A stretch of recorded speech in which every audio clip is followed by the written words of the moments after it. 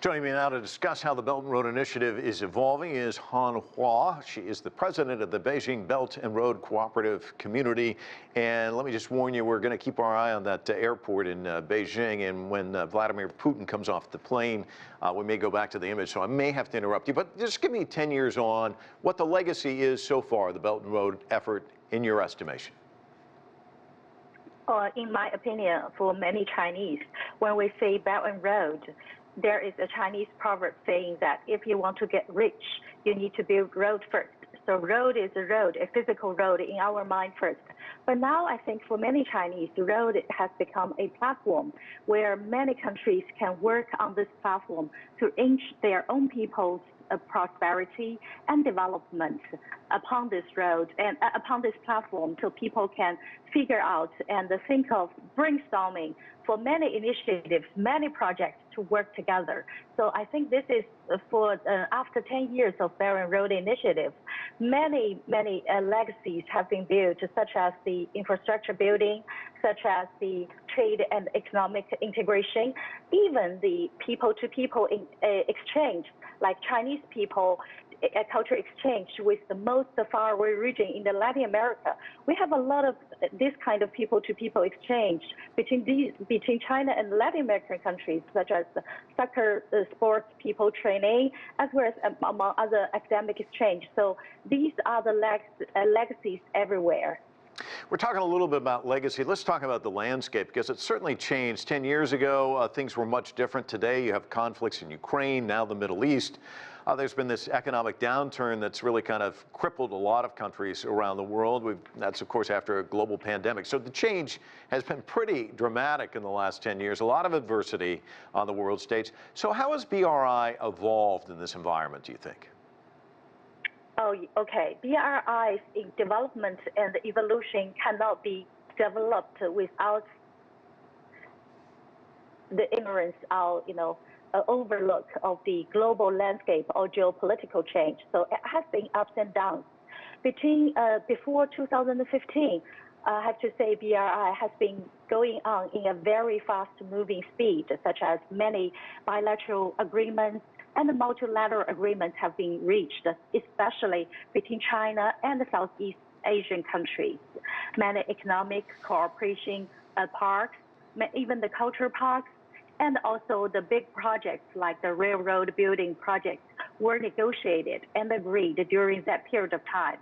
So since then, especially after 2016, there has been ups and downs, like you mentioned, the bumps, because of the geopolitical change, because of the conflicts here and there, because of the pandemic, and the climate change challenges have been all around. Right, Han Hua, I have to interrupt for just a second. I just want to alert our viewers right now. You just saw just moments ago the president of Russia, Vladimir Putin, exiting the plane, coming down the staircase, now making his way across the red carpet that we mentioned had been rolled out for him, meeting with the Chinese delegation there, a number of dignitaries in place to greet him as he arrives for this two-day forum, and you can see smiles on his face right now as he's greeted by the Chinese delegation. And then, of course, in just a moment or two, he'll get into a limousine and be on his way to this forum, which is a two-day forum. There he is, Vladimir Putin, making his way to the car now. He'll get in the back, likely perhaps to wave to some of the folks out there. And then he'll be on his way to the forum. As we mentioned earlier, delegations from all over the world in place in Beijing for the next couple of days for this forum, the third of its kind.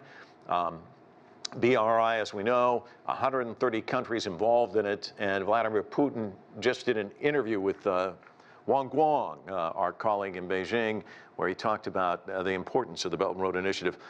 Let me get back to our conversation. It seems like there were big ticket items early on with the BRI. You talked about that trains and bridges, but just in the last couple of months, there's been a report out showing that it's evolved in another way, and that there are a lot more greener projects since the start of the BRI. Can you focus on some of this?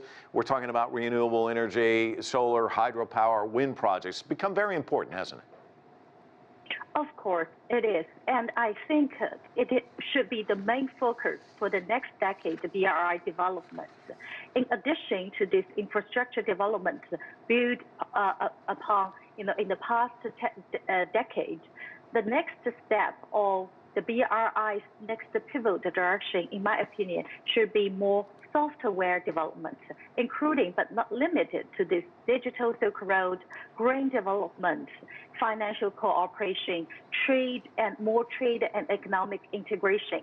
Among them, in combating the climate change challenge, green development in particular should be emphasized because it's about sustainable and more development, aligning with global efforts and aligning with more global governance to combating the climate change. And also, upon this green development, more investments needed in the renewable energy, in the clean technology, and in the environmental protection. So this is the right approach for the BRI participating countries to work more closely in these areas.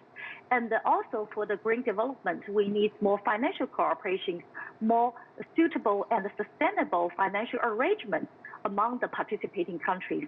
So this can be a big challenge. As I said, BRI for the next decade should be pivoting from more hardware collaboration to this kind of software collaboration where the benefits can reach people more directly. And the Chinese workers can work with local workers more directly as well. Han Hua, thank you so much for your insights. Thank you as well for hanging with us as we had some breaking news occur while you were discussing this with us. Appreciate it. Thank you.